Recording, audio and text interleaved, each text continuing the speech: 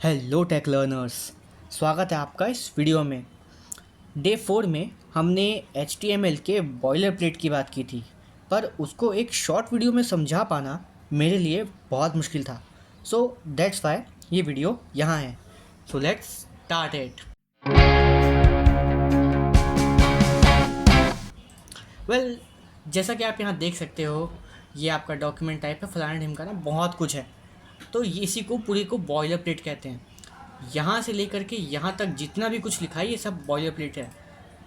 अब इसमें जो सबसे पहला पॉइंट हम जानेंगे वो है टैग्स। टैग्स नहीं, टैग्स। ये जो टैग्स होते हैं जैसे कि हेड, मेटा, टाइटल, बॉडी, यही वो चीज़ें होती हैं जो इसके अलग अलग पार्ट को स्पेसिफाई करती हैं। जैसा कि देख सकते हो, हेड में आपका टाइटल है और बॉडी में फ़िलहाल कुछ नहीं है।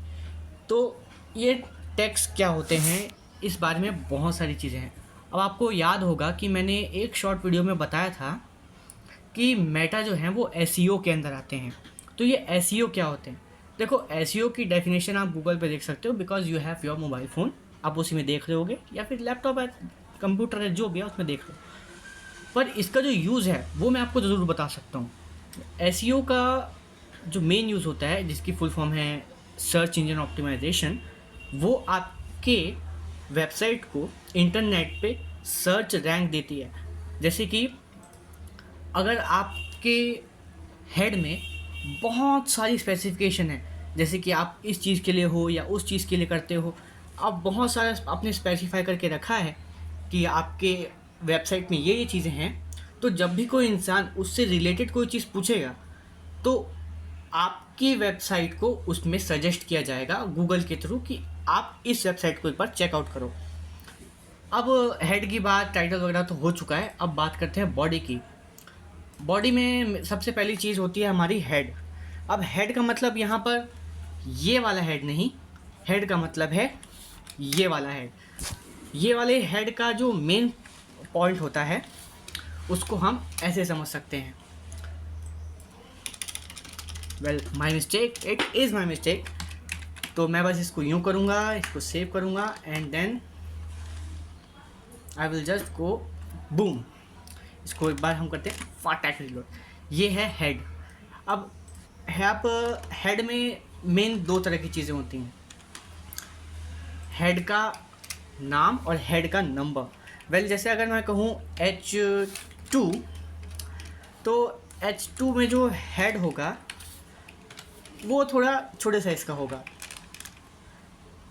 जैसे कि ये देखो, हेड में अगर ये वाले का साइज़ कितना ज़्यादा है और ये वाले साइज़ का कितना कम।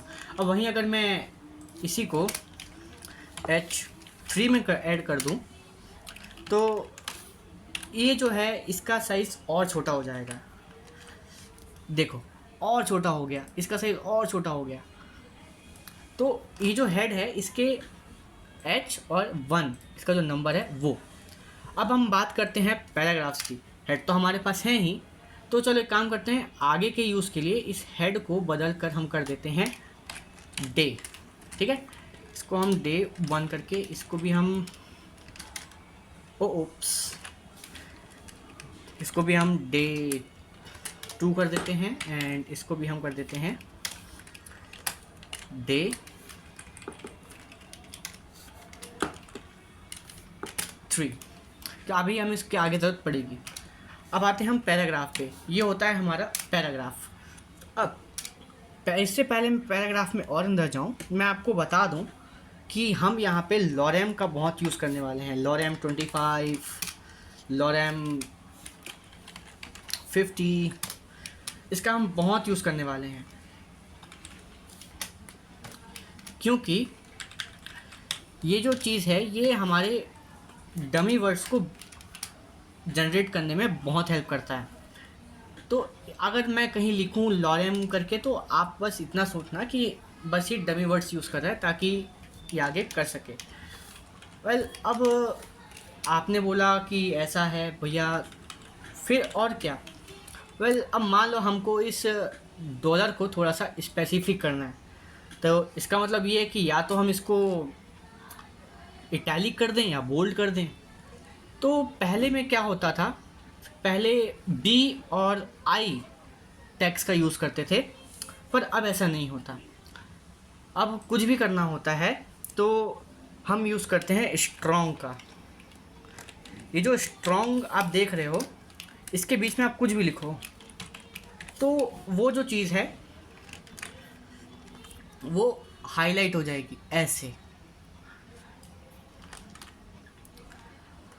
अब भाई आपने तो कहा था कि आप बोल्ड और इटैलिक, तो चलो मैं इटैलिक भी आपको करके दिखाता हूँ। इटैलिक में अगर मैं, चलो यहाँ इलाइट के बाद देखते हैं, ठीक है, इलाइट के बाद मैं करता हूँ इटैलिक। वेल इटैलिक के लिए मैं आई का यूज़ ना करके ई एम का यूज़ करूँगा। इसको एम्फेसाइज्ड कहते हैं। ये जो ई एम है ये आपका किसी भी वर्ड को इटैलिक में चेंज कर सकता है। सो अब सेव करके देखते हैं इटैलिक, एंड वे ये रहा इटैलिक। तो ऐसे ही इटैलिक होता है। अब चलो थोड़ा सा इसमें ना स्पेसिंग कर देते हैं, लाइक पैराग्राफ बदल देते हैं। ओके, अब हम इसको सेव कर लो। मैं भी बहुत बड़ी गलती करने वाला था। चलो इसमें दे, ये क्या हुआ, ये तो चेंज हुआ नहीं, ऐसा कैसे हो सकता है? मैंने तो बहुत स्पेस दे दिया, अब तो चेंज हो जाना चाहिए था। अच्छा मैंने सेव नहीं किया, ये कैसे हो रहा है? इसको तो पैराग्राफ बदल देना चाहिए था ना। वेल कई लोगों के दिमाग में अभी यही चीज़ चल रही होगी। एक्चुअल में क्या होता है, ये जो चीज़ है जिसको VS कोड कहते हैं, जिसके अंदर ये सब चल रहा है, ये क्या करती है, बीच में जितना भी बचा हुआ स्पेस है, जैसे डॉट के बाद का जितना भी स्पेस है और इस वर्ड के पहले का जितना भी स्पेस है, वो सबको इग्नोर करती है। उसका रीज़न है क्योंकि इसको ऐसा लगता है कि आपने मिस्टेकनली स्पेस दे दिया है। तो उससे बचाने के लिए ये इस डिफ़ॉल्ट फंक्शन का यूज़ करती है, पर हमें चाहिए कि हमको स्पेस देना है, तो हम यहाँ पे ब्रेक का यूज़ करेंगे, BR। अब जो लोग यहाँ ध्यान से इस वीडियो को देख रहे होंगे उनको समझ आएगा कि भैया आपने एम्फसाइज के 2 थे, आपका पैराग्राफ के भी 2 थे, हेड के भी 2 थे, लेकिन इसका तो बस एक ही है, इसका दूसरा कहाँ है? वेल मैं आपको बताता हूँ एक्चुअल में क्या होता है। ये जो है ये ओपनिंग और क्लोजिंग टैग्स हैं, पर ये जो चीज़ है ये सेल्फ क्लोजिंग टैग है। मतलब आपने इसको रख दिया एंड देन इट्स ओके, आप उसको छोड़ सकते हो। हमने सेव किया एंड बूम, देखा इटैलिक के बाद एनिम से ये इसने पैराग्राफ चेंज कर लिया। अब हम बात करें इसकी, तो भैया आपने पैराग्राफ तो चेंज कर लिया, पर अब क्या? हम तो समझ ही नहीं पाए, हम तो देख ही नहीं पाए।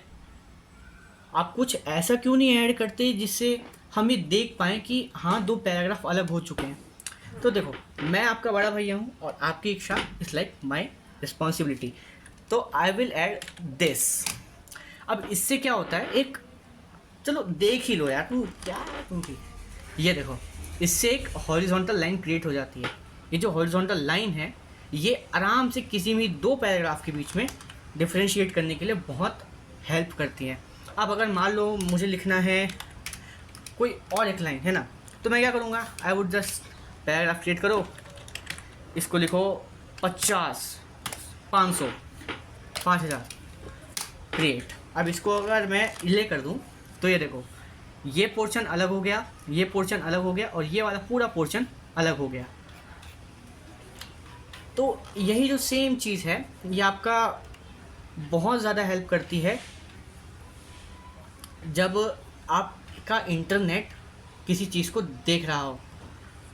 इसलिए ऐसी चीज़ें ना आपको वहाँ वेबसाइट्स पे, या फिर वेबसाइट छोड़ो, आपने अगर कभी भी विकिपीडिया बनाया हो ना तो विकिपीडिया में भी आपको ये दिखेगा। तो बस आज के लिए इतना ही था, ज़्यादा कुछ मैं बताऊंगा नहीं। बाकी मान लो एक और है जो छोटी सी चीज़ है, ज़्यादा खास नहीं है, पर हम यहाँ फंस चुके हैं। हमको चाहिए कुछ ऐड करना है, हमको we want to add something, so what we have to do, cursor को वहाँ ले जाओ, देन एंटर दबाओ। पर इससे भी बढ़िया एक ऑप्शन होता है हम इसमें यूज़ कर सकते हैं कंट्रोल एंटर का। अगर आप नॉर्मली एंटर करोगे ना तो यहाँ पता है क्या होगा, ये क्रिएट हो जाएगा। हालांकि इससे कोई फ़र्क नहीं पड़ता, पर जब आप बहुत लंबे लंबे प्रोग्राम बनाओगे तो इससे बहुत फ़र्क पड़ेगा, क्योंकि आपको प्रॉब्लम दिखेगी ही नहीं। तो इसलिए कंट्रोल और एंटर का यूज़ करना बहुत ज़रूरी है। मैंने इसमें बताया नहीं क्योंकि मुझे लगा था ताकि थोड़ा क्यूरियोसिटी बढ़ जाए, इसलिए। तो मैं कंट्रोल और एंटर का बहुत यूज़ करता हूँ। बहुत कन्वीनियंट होता है और बहुत आसानी से भी हो जाता है। बाकी HR का भी मैं बहुत यूज़ करता हूँ। हॉरिजॉन्टल रूल जो एक लाइन क्रिएट कर देता है। ये जैसे ना पैराग्राफ में, चलो पैराग्राफ के बीच में ही डाल देते हैं ना एक। अच्छा, यूज़ करना है तो कर लेते हैं। चलो वेल देखो यहाँ पे एक्टिवेट नहीं हुआ एमिट एब्रीवेशन। चलो देखते हैं, ये देखो नहीं हुआ। अब इसको मैं थोड़ा सेव कर लूँ और अब ये देखो हो गया। बस अब आज की वीडियो में इतना ही। बहुत लंबी वीडियो बन गई यार, 10 मिनट बहुत होता है भाई। आजकल के यूथ तो 15-15 20-20 सेकंड में बोर हो जाते हैं भाई। तो इस हिसाब से देखा जाए तो 10 मिनट बहुत होते हैं। चलो अब इसको बंद करते हैं। Bye bye, tata, see you. अपना ख्याल रखो, सीखते रहो।